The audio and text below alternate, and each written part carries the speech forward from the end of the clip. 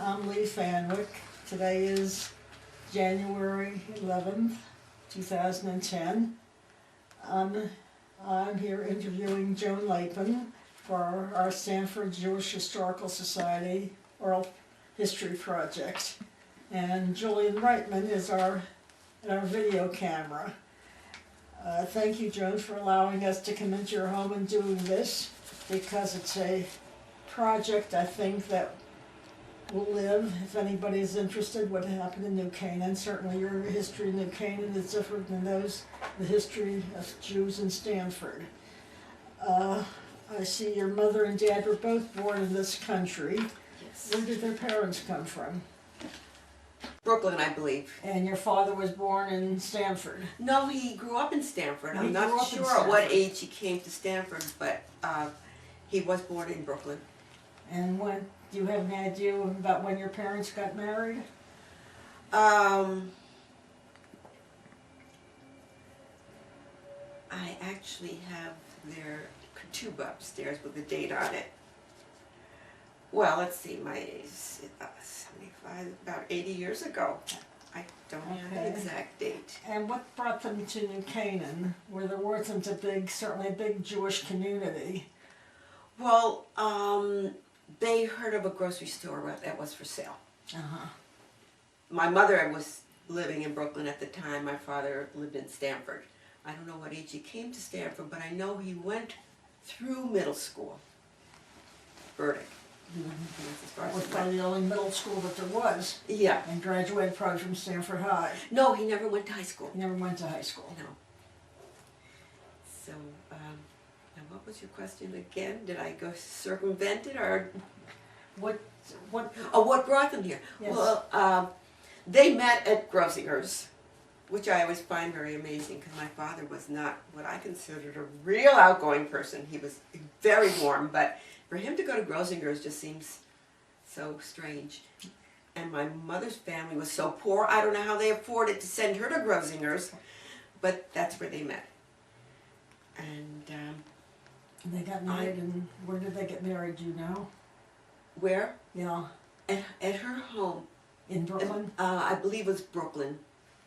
Yes. And then, I have the invitation. yeah, I should have collected all that before we even spoke. yeah. Then they moved to New Canaan? Yes, And they I don't know where they lived right after they were married. Probably in Stanford, but I have no history of that. But they came early on in their marriage to New Canaan when they found out about the store being for sale. What, have you any idea what kind of a shopping area, where was their store in New Canaan? Well, this actually was another food market. It was called Ferrera's Market. It was a Ferrera family. And this is, it's on Main Street, downtown Main Street. For many years, the Adirondack store was in that place. Are you familiar? No, I'm not. Yeah. Right downtown New Canaan? Downtown New Canaan near the firehouse. Uh-huh. And the store, when they took the store, somehow they met some other Jewish families in New Canaan, primarily the Breslows, who they became very close to. And it's my understanding that they suggested that rather than come into New Canaan and stick a Rosen's Market sign on the window, just stick with the name of the store. Uh-huh. So it was Ferrera's Market for a number of years until they built their own, my father and his brothers put up a new building. Which was in the same area? Like 2 doors away, it was the site of, they had an opera house in New Canaan, and it was the site of the opera house. How long do you have any idea until when that was in operation? The opera?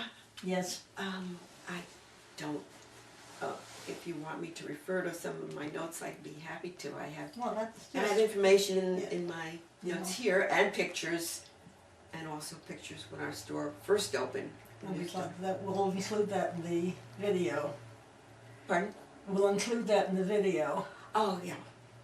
What was it like growing up in New Canaan? Well, I was a very happy child. My parents adored me, in particular my father. To know that you were absolutely adored by somebody is, no child could ask for more. There was that relationship with my father. And downtown New Canaan, many of the merchants were Jews. Just surprisingly, how many were Jews. So I knew everybody. Who were some of the people that owned stores in New Canaan that were Jewish? Well, Breslow's for one. Levy.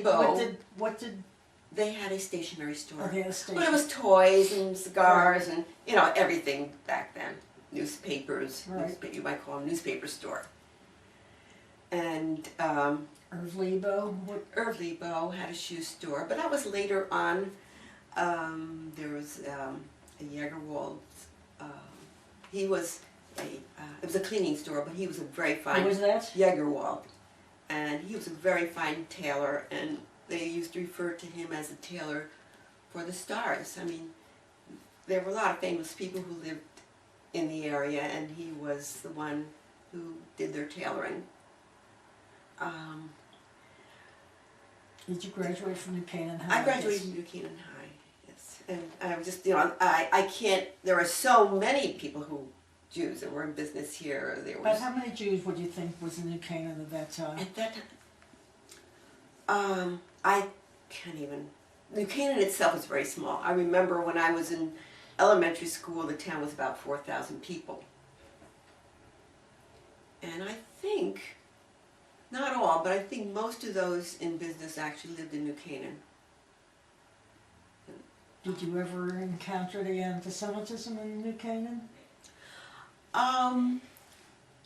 Very little. I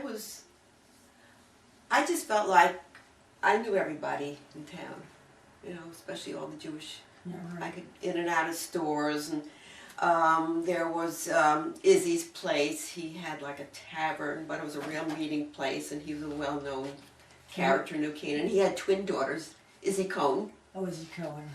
Where was that? What is there now? The clothing store. Oh gosh, it's not coming to me. But it was on Elm Street, across the street from Breslow's. Which is still the kind of the main drag. Well, right, yeah. Elm Street has always been kind of the main drag. Yeah. I didn't begin to tell you all the other families, but there were so many. I mean, there were the Lipmans. Maybe you remember Marty Meisner. I remember the name.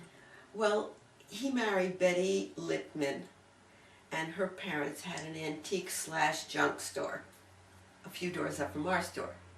So we kids were always in there looking around, see what we could buy for 5 cents or whatever. It was very interesting.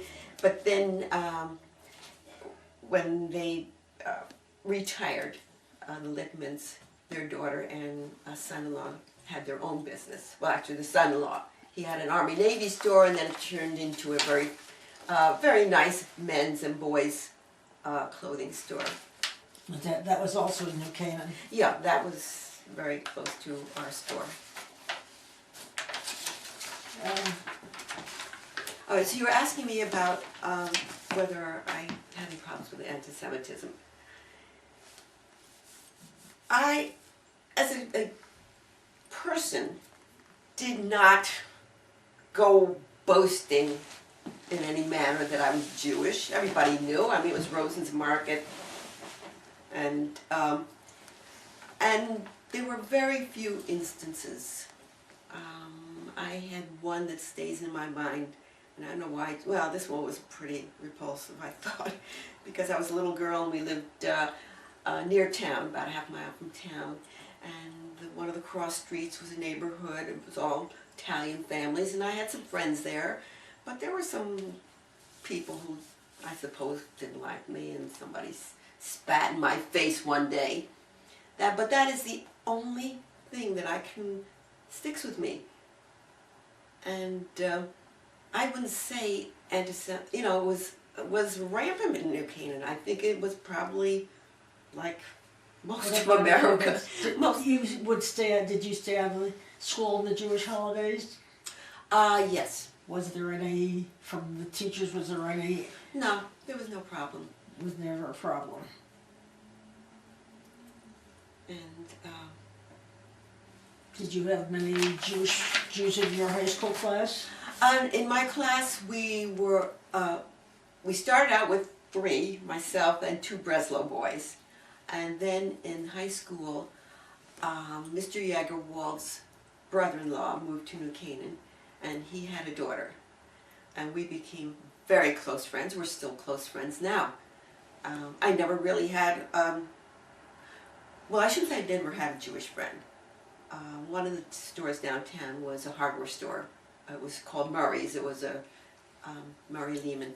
And he and his daughter and I were friends, kind of on and off. We were in a different grade. But Dorothy came from Brooklyn, and we were friends immediately. And so when we graduated, there were 4 of us. And that was such a good percentage that Rabbi Aaronkranz came. He did the convocation or whatever, one of the prayers before or after. So, I mean, this was a big deal, 4 Jewish kids in one class. And Did you belong to Agudas Shalom? no, my parents belonged to Bethel. I never really felt close to Bethel. We didn't go to services often, probably just the high holidays. And it wasn't until I was maybe 4th, 5th grade that my parents thought I should have a little religious education. Well, that turned out to be a disaster because here I was with really no background, and they did their best not to put me in kindergarten with the other kids that didn't know anything. So I was in with a lot younger kids than I was, and they knew more than I did. So Hebrew school career was quite short. Where did you go to Hebrew school? At Bethel? At Bethel. I guess there was definitely no such thing as bat mitzvah then. Was there confirmation? No. I was, maybe I was there for a year or 2 at most. Why Do you didn't you recall? stay on? Because I was unhappy. Okay. I was unhappy. It wasn't for me. Okay. And, Did you know, primarily my parents wanted me to go. Number 1 to get it. Well, I think number 1 was to meet other Jewish kids. Yeah. You have one sister. Yes. She's still alive? Absolutely. Very live. Where does she Very live? lively gal. What? Where does she live?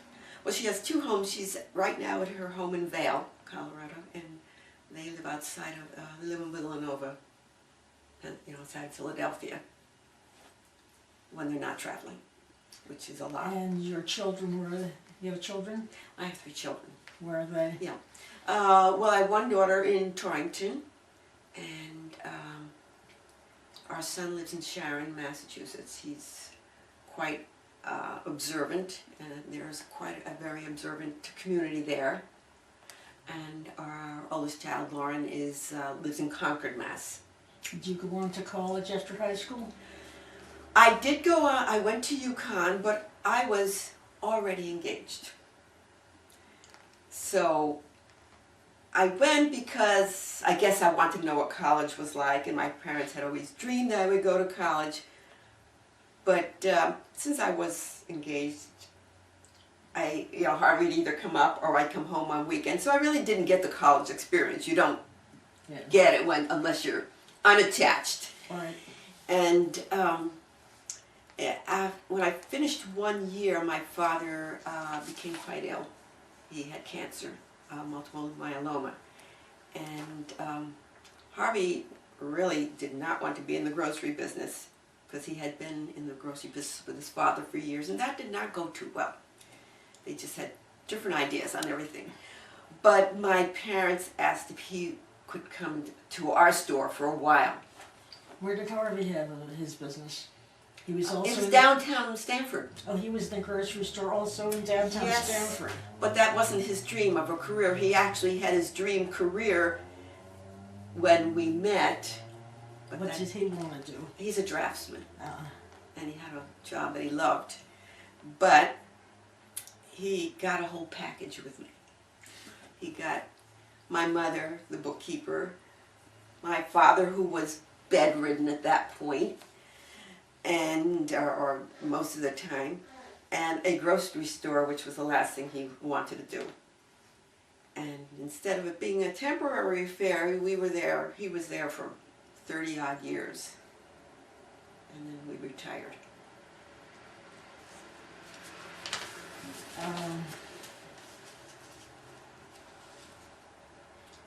You say there are people that were influenced. You had a piano teacher who influenced, very important in your life. Did you play piano? Yes, I still still play. do? Yes. But Where I'm have not you going been to play hiding? today. But I'm not playing today. You're not playing today? No, I'm only practicing lately. And where are your children? Your one is very observant. What? No, actually, I have one child who does not observe Judaism. Keep on hoping that maybe one day she'll decide to come back, and she raised her children. They all went to Southern Baptist churches, and my granddaughters go to church, and my daughter doesn't seem to go to church anymore. But my great-grandchildren, I have 3 who go to church. And then I've got my son, who's a very observant, and my daughter in Concord, who is kind of somewhere in the middle. Yeah, right.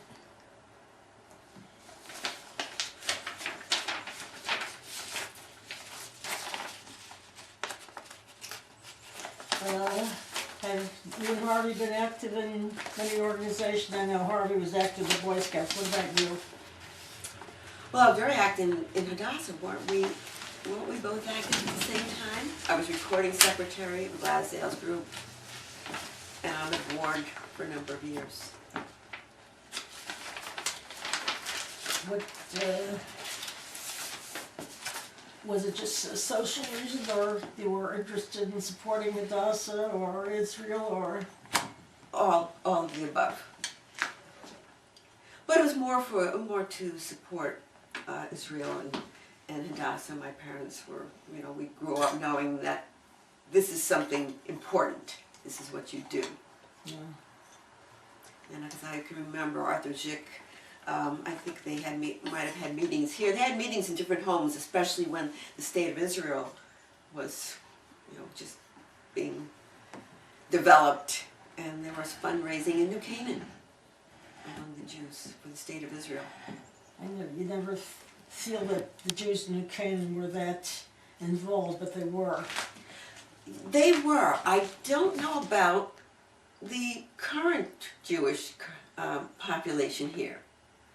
But then, it seemed to me they were all involved.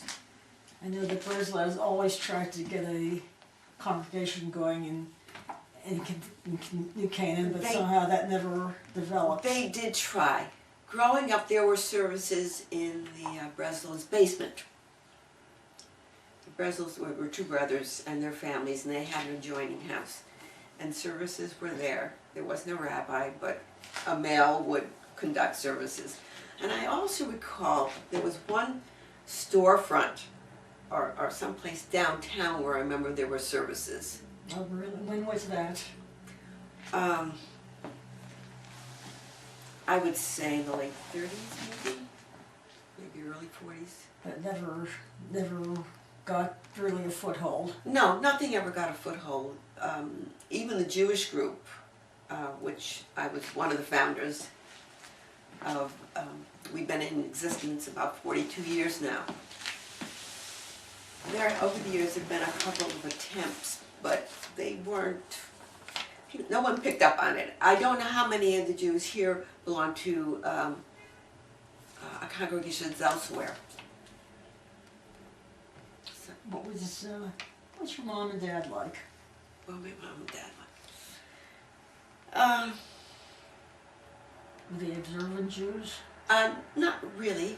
I mean, we didn't close our store for the holidays. And I don't recall whether my father worked or not on the holidays. I mean, we were aware of the big holidays, but they weren't really observant. You were involved with Meals on Wheels, I see. And the Waveney Care Center. Yes. Well, I used to volunteer there in their fitness department, physical therapy department. And Harvey and I both do Meals on Wheels once a month, and then some of the major holidays, in order that the Christian community can celebrate their holidays, we'll volunteer to serve a meal or help out. And then I was quite involved with the Independent Jewish group as one of the founders, but over the years, that was, in my eyes, that was primarily formed because my kids had reached early teens and I wanted them to feel the presence of a Jewish community.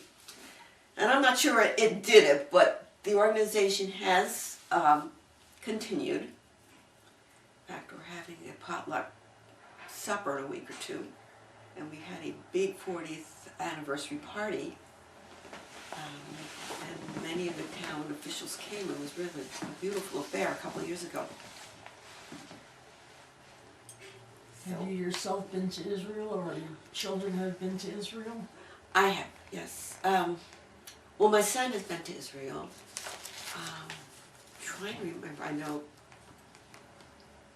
I don't know if my older daughter's been to Israel, but my younger one has not. My son would love to be living in Israel, he and his wife, but I don't think that's going to happen. But I've been twice. My mother actually took my sister and myself to Israel. I don't know how many years ago that was. My kids were teens.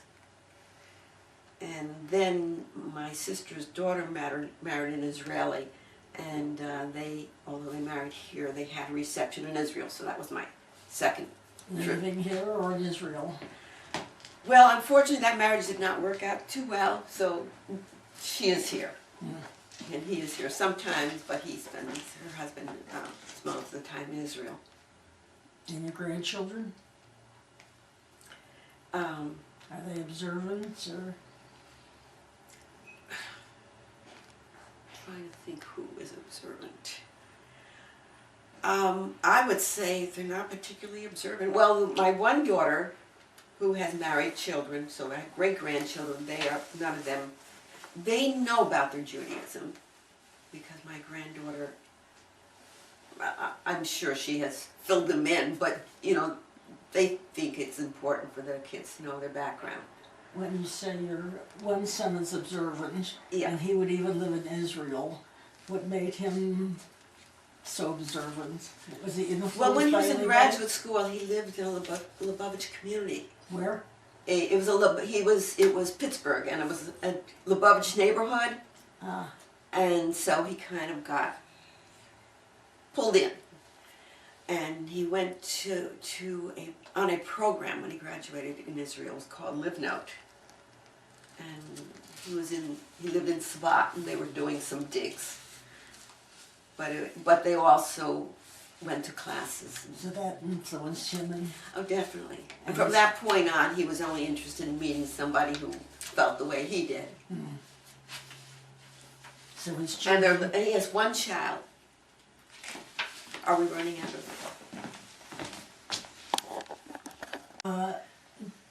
Joan, we were talking about your grandparents. Do you recall where they were born?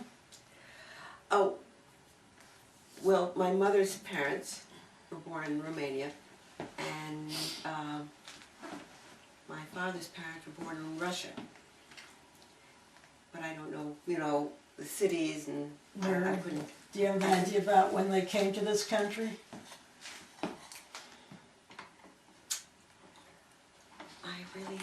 I really don't. Well, all their children were born here. All the children were born here. My father was the eldest, and they were all born here. So they came to New York, and your parents were born. Your father was born in Stanford. Your mother was born in New York.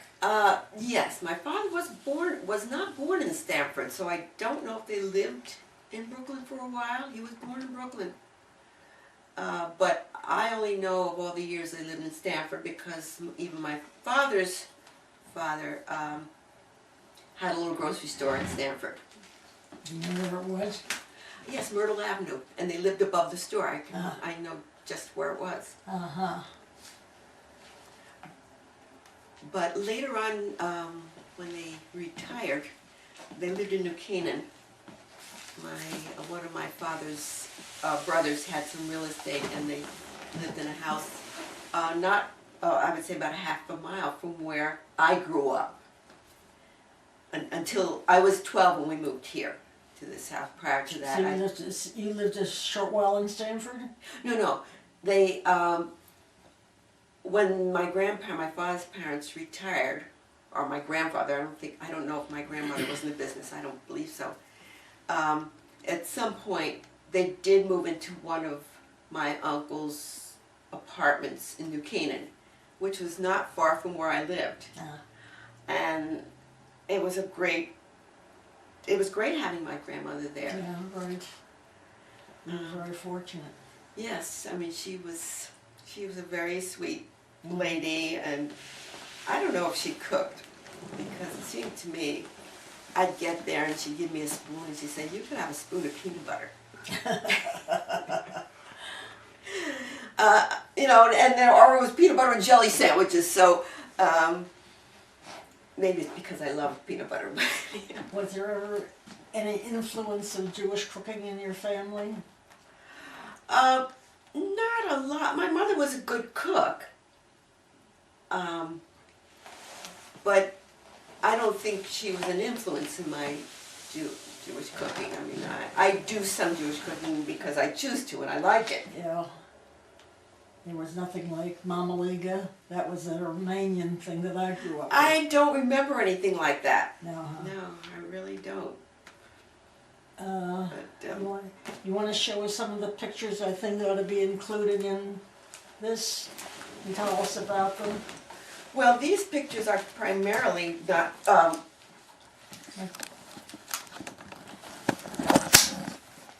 You were telling us about the Norman Dairy. Yeah, well, this is Norman. I'm just looking when the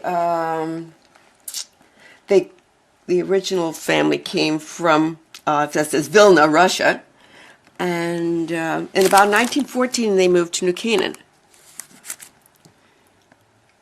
You said. And this is Meyer and Elka. These were the matriarch and patriarch. And they had a home right across the street from the dairy. And it was a meeting place for Jews, and especially the women would come to play cards each week. And you told us about that you had a sick Haggadah. How did you come to being Well, the Haggadah, possession of that? well, that was, I don't recall who bought it for us. It was a gift. It was a gift. But the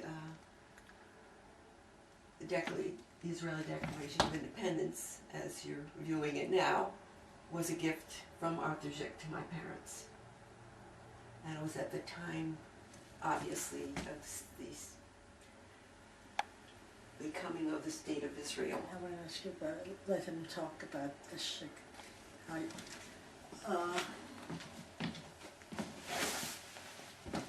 want to ask. Okay. You were telling us that your parents had a Szyk Haggadah. Were they friends with Arthur Szyk? They were.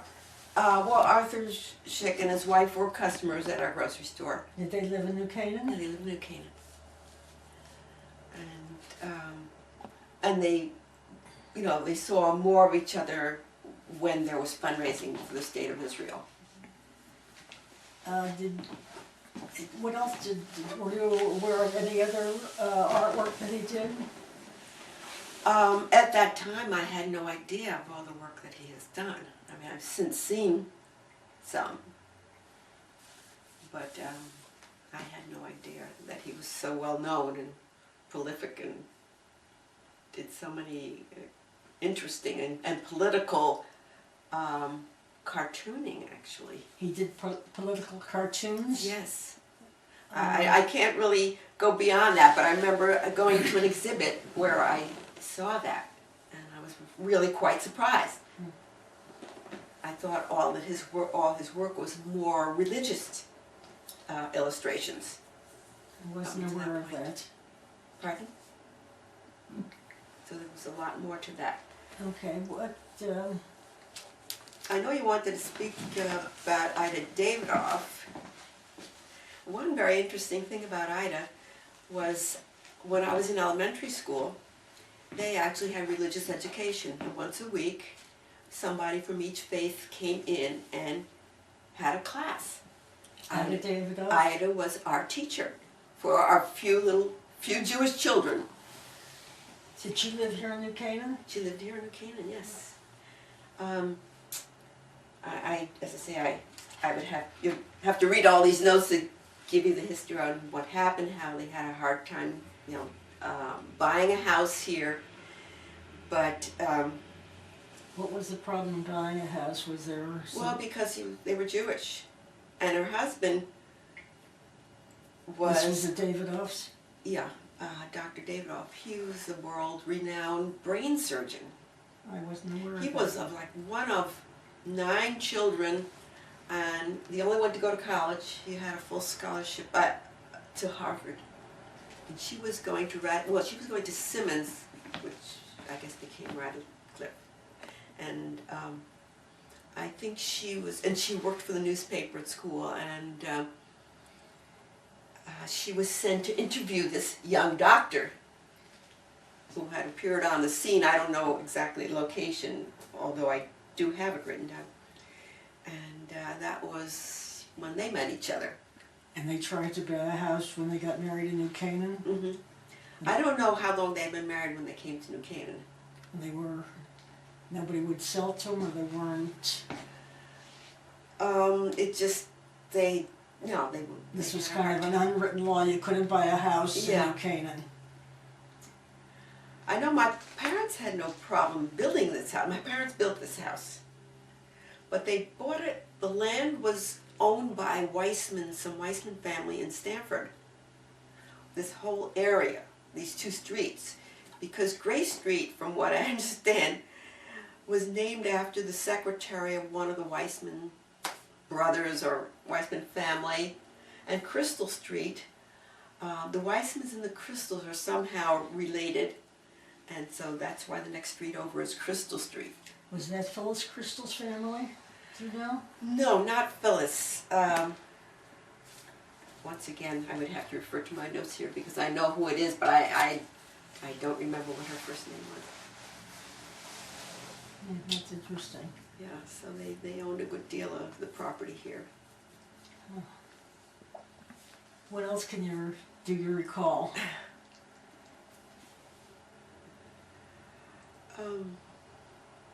I recall going to a church dance, although it wasn't in the church. It was, from my recollection, it was not in a church. But none of this mattered to me. I think not that kids can't turn in any direction they wish. I just grew up knowing that this was fine for now, but when the time comes, it's got to be a Jewish guy. Where did you meet Harvey? Blind date. In in Stamford? In Stamford. In fact, the fellow who fixed us up, he and his wife here for breakfast yesterday. So, what else do you recall?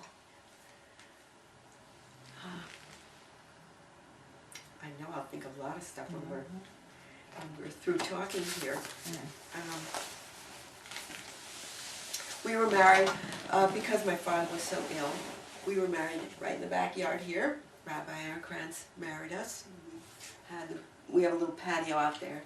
If you remember, Bethel, why did you have Rabbi Aaronkrantz? Oh, because there we go. I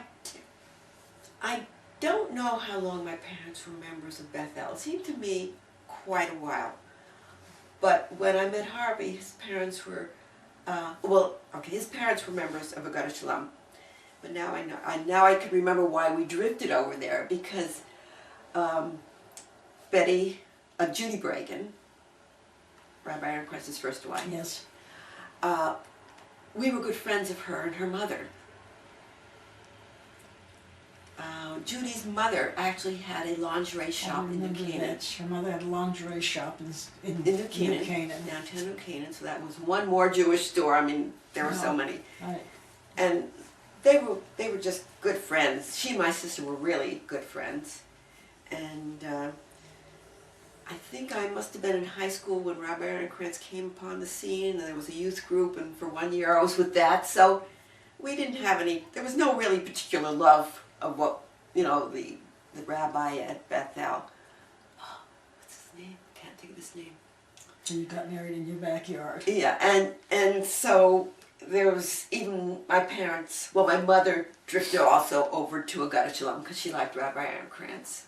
And so from that point on, we were members there. Well, have you anything else that you'd like to show us that you've been involved with in the years? That would what? That you've been involved with in the years? Oh. What have I been involved with? Well, I did actually work for 16 years at the Stanford YMCA. Oh. And I have a very nice piece of glass that they gave me in appreciation of what did you do there? My work there. I worked in membership services, because when we retired, I was very young, and I needed things to do. I always needed something to do, and I liked working with people. I thought I had a pretty good rapport with other people, and so I looked for a job where I would interact with others, and this just happened, and I thought, oh, I'll do this for a little while, and then it was 16 years, and then the Y closed. I hope it wasn't because I was there. You worked there until the Y closed in Stanford? I was there up until about a year before, because I had not been feeling well for a little while, so I was out for a little while, and then it unfortunately closed. But it was a wonderful experience. I loved working with the people. It was a totally different community than New Canaan. Very different. But it was nice. So well, the Y in Stanford was, did people live there, or? They have a hotel. It was a hotel. Mm-hmm. I'm aware of that. Yeah, it was a hotel. But that's unfortunately part of what dragged it down to it finally demise, because everything kind of went into disrepair. But I've always tried to keep busy. Right now, this is kind of a lull for me. I haven't decided if I'm going to have another career, but it's been a couple of years, and I'm getting edgy. Well, you can come and help us with.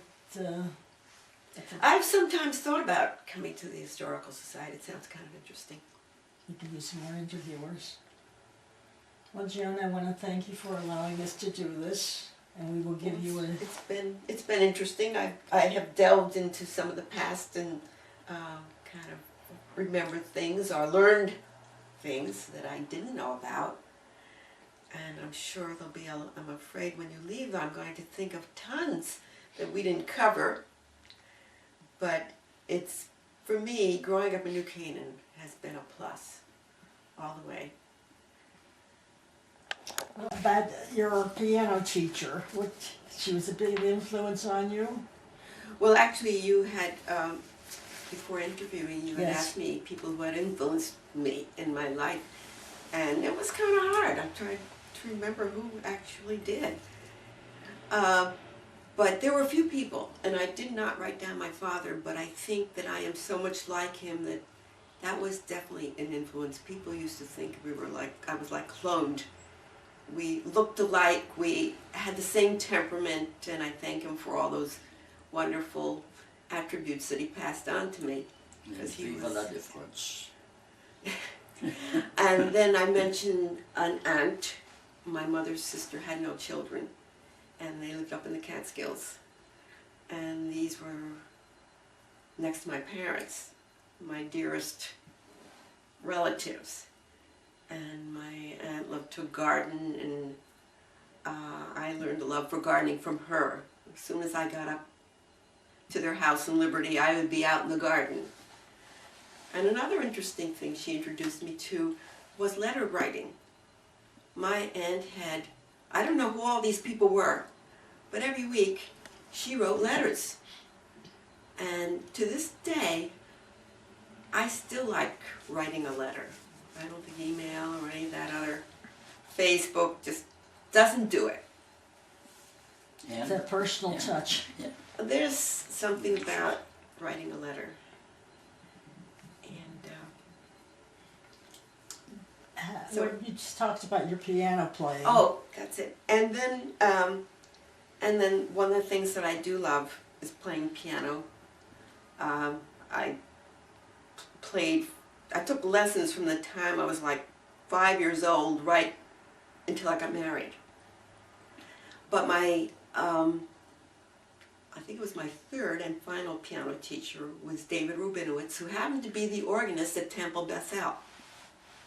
And he really taught me to love to play the piano. I never really went with it anywhere, but it's been a joy to me to have that facility. Did you ever play professional in any place? No, I never have. But a few years when I had an aunt in a nursing home or even at Waveney, I think I approached them about coming at Christmas time to do a Christmas program. I actually had some Hanukkah songs too. So I did go to the nursing homes a few times and play for them. And when I was in high school, I actually played a little bit for a dance school. But mostly it's been personal enjoyment.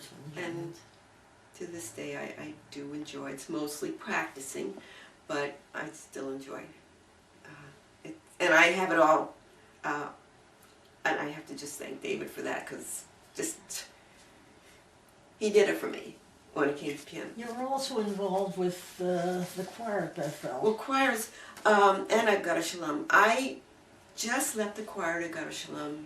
My voice, I think, has said enough is enough. And I have sung in choirs, I would say, from the time I was in high school up until now. Here or there or someplace. So, I thought you were involved with the choir. yeah, Shalom. and then Hadassah shows all the time. Yes. They were singing. Tell us about some of those shows that Hadassah did. Well, we did what they called them Copacabagles. Harvey was in one also.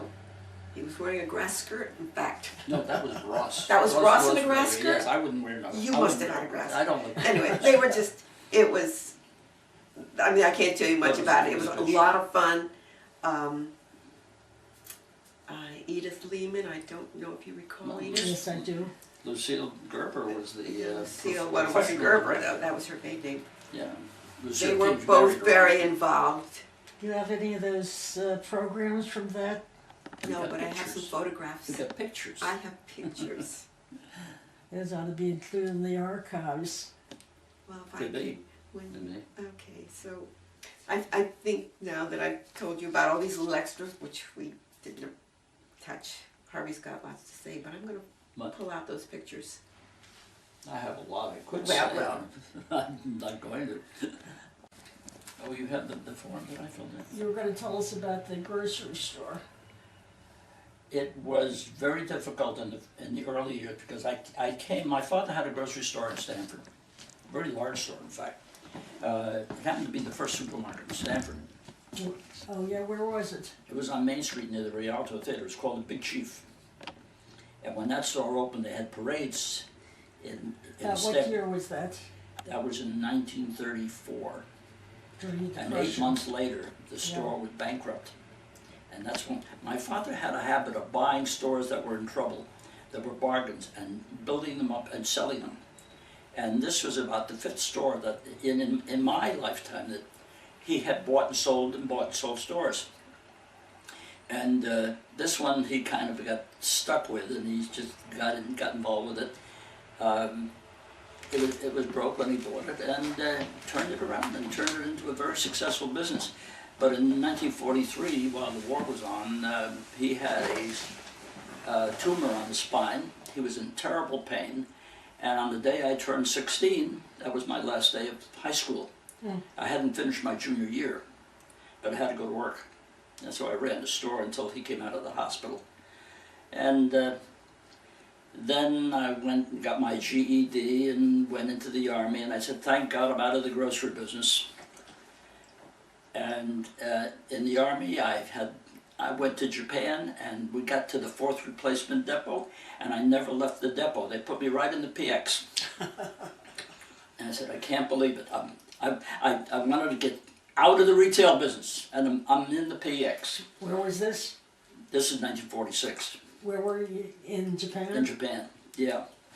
And by July, they sent me to another PX, a smaller one, and after a month there, I was running it.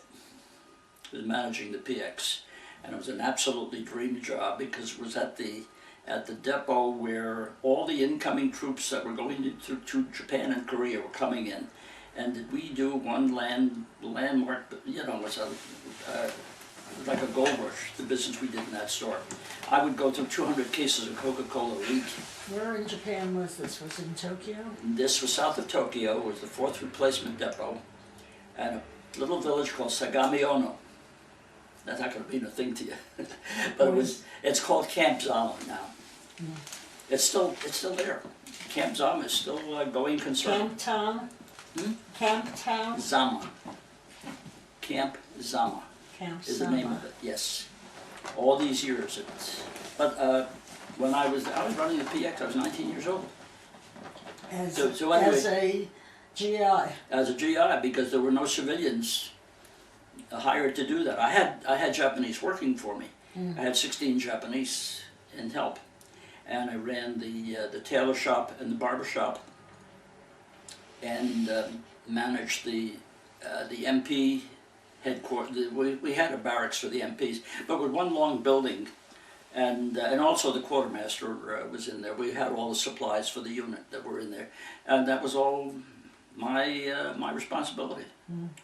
So we did pretty good. It was a nice experience, and I came home and had enough of the grocery business. I worked for my father for a little while, and then I finally found another job with the American Oil Company in Stamford. I worked there, and then about a year and a half, and my mother called me one day, come back to the store, your father, he took milk and magnesia when he had a stomach ache, and they rushed him to the hospital, he had peritonitis. So I'm back and running the grocery store again. Then we got better. I found another job at Schick Shavers, what I wanted to do all my life. I was a design draftsman, and met this girl here, and her father becomes ill with terminal cancer, and the family asked me to come and see if I could run the grocery business. And I thought it was going to be temporary, because I really loved the drafting job. And it was temporary, but it was 33 years temporary. So, but it took a while. I learned to like New Canaan. Not at first, but after a while, I realized it was an absolutely beautiful town. I met wonderful people. One of the things that, an incident when we were going to have a Jewish congregation, there were thoughts of a Jewish congregation in town. And two of my customers were Reverend Guthrie Spears from the Presbyterian Church and Grant Morrill from the Episcopal Church. And when they both heard that the Jews wanted to have a congregation, they both came to me and said, our buildings are available anytime you want to use it, and they would be delighted to have us come in. I said, that's not going to happen in Darien. That's New Canaan, and I will tell you, New Canaan is different than Darien. You'll hear other stories, but you won't hear the whole thing. One of the interesting things that I found about New Canaan, on one side of East Avenue were all the colored families who owned their homes. There were 8 or 10. In New Canaan. In New Canaan. That we had a very active black community with a church. We had a black church in New Canaan. I had never heard that. I'll tell you another story. One of my customers, and I used to see the help very often. They would come and shop.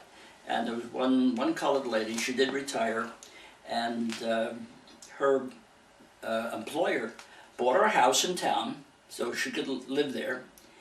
And was many years. We used to do Meals on Wheels, so we used to see her quite often. And one time we went to the house, and she had told her previous employer some of her children were coming back to live with her, and she didn't have room in that house. And this was years after she was employed there. And this man paid to put an addition on that house. That's the kind of people we have here. He did that for a black lady. That was interesting. It's a very touching story. I couldn't believe when I saw that. Because she didn't have the money. He said, who's building the house? She says, did I mention the name? Stanley Resort. Where did you grow up, Harvey? Mostly in Stamford. I came from Manhattan, then the Bronx, where I was born, was 8th Avenue and 14th Street. And I didn't find out how long we lived in the back of a grocery store until my cousin called me and said, couldn't find us in the 1930 census. And I said, we were still probably living in the back of the grocery store. Nobody knew we were there. And I was 3 years old when that's the only place I had known until then. And eventually my brother came along. We finally had to rent an apartment. Couldn't live in the back of the grocery store anymore. Where was that? That was in the Bronx. Oh, that was when you lived in the Bronx. Yeah. And then we moved up to, when my father bought the Big Chief in Stamford, we moved us up to 232nd Street in the Bronx. So it was only an hour commute for him every day. And then we moved to an apartment on Summer Street, and then he rented an apartment on Puritan Lane. So we lived in Stamford. I moved to Stamford when I was about 7 years old. Where did you go to school in Stamford? Franklin School. I had an interesting experience in Franklin School. They put me, I was supposed to go into the 3rd grade when I was 7. And they thought I was a little too young for the 3rd grade, so they put me in the 2nd grade. And after about 3 weeks, we decided he's bright enough to be in the 3rd grade, so they put me in the 3rd grade. And they were doing multiplication. And I had this teacher, Miss Ives, who, in the long run, I think I owe her the favor. She didn't teach me multiplication. I didn't know what it was. And every paper I turned down, she put in a big red X. Big red X. Mark every little problem wrong. I didn't know what was going on. And I remember one problem we had, and I said, what do you have to do with 4 and 4 to get 16? I knew 16 was the answer. And then I figured out what multiplication was. And after that, I got everything right. And she had never come over to help me, this miserable anti-Semitic bitch. She was an ex-nun, I think. And I tell you, and you know, I think she really did me a favor. But I was a smart little kid, so I caught on to multiplication. I probably embarrassed the hell out of her because she had to give me A from there on in. She didn't want to do that. So that was Franklin School. And then you went to Burdick High. Then I went to Stark School for 5th, 6th, 7th, and 8th grades, then 1 year at Burdick. And I keep telling my granddaughter's husband, he's a teacher up in Torrington, and Burdick was probably the best education I have ever gotten in any school because it was not co-ed. It wasn't? No. We had all boys in the class. The school was divided in two halves. There was a door on the left, a door on the right. The boys went in on the left door. Where was Burdick at that time? That was on, where was that? What's that street? Bedford Street? No, it's, well, there's a big apartment house there now, but... Forest Street. Forest Street, yes, it was Forest Street. Exactly. And I think that is absolutely the best way to educate kids. We just had, you know, one sex class, and there's no problem with boys and girls finding each other after that, but as far as in the classroom, it was the best way. So I'm telling this, my granddaughter's husband, that, you know, if you have any influence in Torrington High School, see if you can do that, because I think that would change education tremendously. We had one good year. And then you went on to Stanford High? I went to Stanford, and I had I won't really wanted to be a draftsman. I had 2 years of drafting, and I had one of the best teachers I have ever experienced. He was a drafting teacher, and you would get problems to, you'd get 2 views of an object, and you'd have to draw the 3rd view, and you would the big 4 on a drawing, and when you got all finished, you brought it up to him, and he would look at it and give you a mark, and if there was a mistake, he went like this. He never said a word, just shake his head back and forth, no, and never told you where the mistake was. Now, you would bring it back to your desk and you would mull it over and say, look at these 4 drawings. Where did you where did you leave a line out? Where did you put a line that didn't belong there? And anyway, when you found it, you'd bring it up to him and he'd give you an A. You only got an A. He would never mark any paper that wasn't perfect. And let me tell you, that is a great way to get an education. Because in drafting, you can't make a mistake. The drawings have to be correct. And that's the one thing to learn from him. And I tell you, when I went to work as a draftsman, I was pretty good. We couldn't tolerate errors. And then when my son, when he was 14 years old, he had an interesting experience. He baked brownies in the store. We sold them in the store. Friday night he would bake brownies, and after a while he got a lot of money. He made bagels also, and we sold them. Where did you learn that? In the house. He just liked to cook, and then when he was 14 years old, he had enough of baking. He had $50. He sent away for plans for an outboard boat, and we built it in the cellar. He built it in the cellar, and that was it. But the drawing was wrong. And this kid, 14 years old, he spotted the errors in the drawing. The dimensions didn't add up. So I was very proud of him. I made an architect out of him. And he also learned the same thing. He's an architect now, doing very well, thank you. Where is he? He's in Sharon, Massachusetts. He works for the McGuire Group, which is a construction company. I think, they have about 10 architects and about 30 engineers. And he's a principal architect there. But they do parking garages and firehouses and so your draftsman went to your son. Yes. Oh, it was interesting. He went to Rochester University, and when he came back, he wasn't sure what he wanted to do with his life. He took architectural history, but he was offered a job with a company that was doing renovations, office renovations. And I said, Stephen, anybody can make circles and lines, and that's not going to make you look like a draftsman. I said, the thing that will mark you as an amateur is your lettering. So I took him aside, took him on a Friday night, and I showed him how to letter. And I developed a style that I copied somebody else at Schick, who had beautiful lettering, and I copied his style. And so I showed my son how to do it. And Friday night, Saturday, Sunday, he lettered and lettered and lettered, and by the time we went to work on Monday morning, he was good. He really had a style. And so he became an architect. After 1 year there, he went to Carnegie Mellon, studied for 3 years, and he's got a master's degree in architecture. Doing okay. Thank God I got one kid supporting himself. So that's the early days. But later on, you were very active in the Boy Scouts.